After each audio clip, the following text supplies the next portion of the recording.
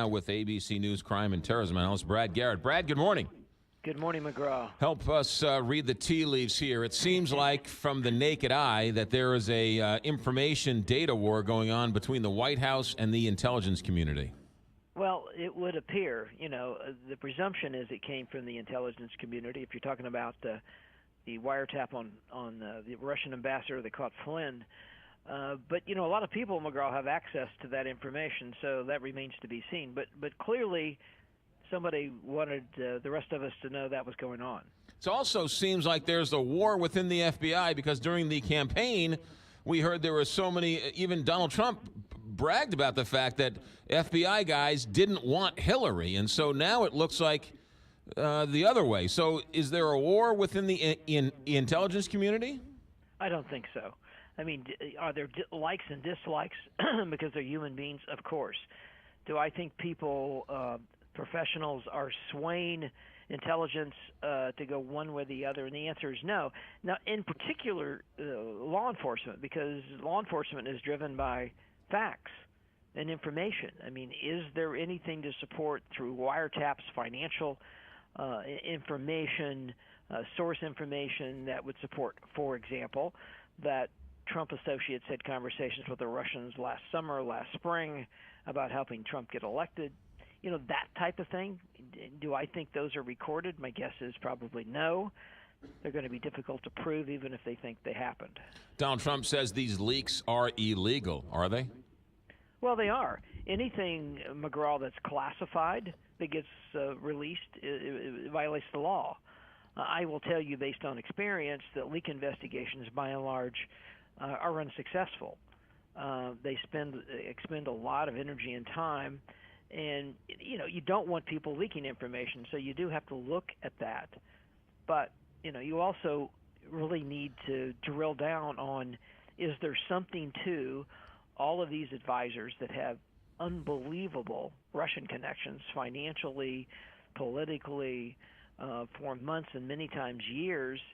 Does that have any relevance to the election? Does it have any relevance to national security as far as their ongoing relationships? All of that stuff does need to be taken a look at. Deep Throat, now we know, is Mark Felt. He was an FBI man, and he, had his hands in bringing down Richard Nixon.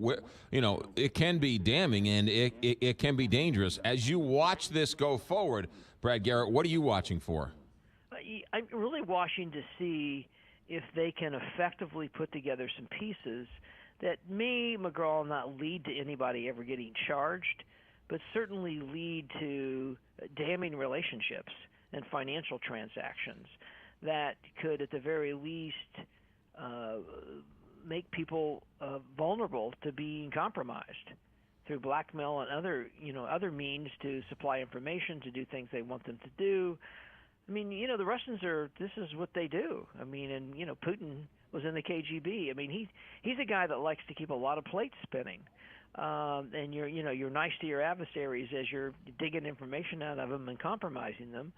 And then, going and doing sort of provocative things with planes and ships, and which he's doing.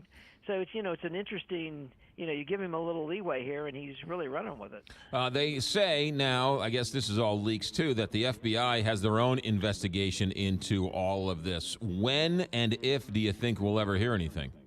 It's going to be a while. There's supposedly a task force of FBI, CIA, NSA, and probably Treasury, because you're going to need them from the financial arm of this, to see what they can come up with. And as I mentioned earlier, this is not, in my view, probably going to be a black and white, it's this or that. I think they're going to find information that could be, potentially very troubling.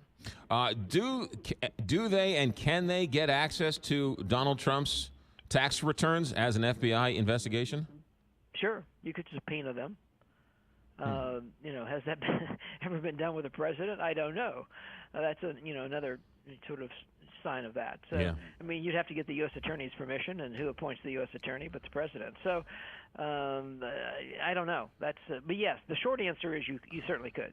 Brad Garrett, ABC News crime and terrorism analyst from Washington, D.C., former FBI man. Brad, thanks for checking in. Okay, McGraw, take care. You got to talk to you next time. He's good. He's really good. 810. Big 550 KTRS. We are going to check in with sports, and then we've got Tony Messenger straight ahead. 810.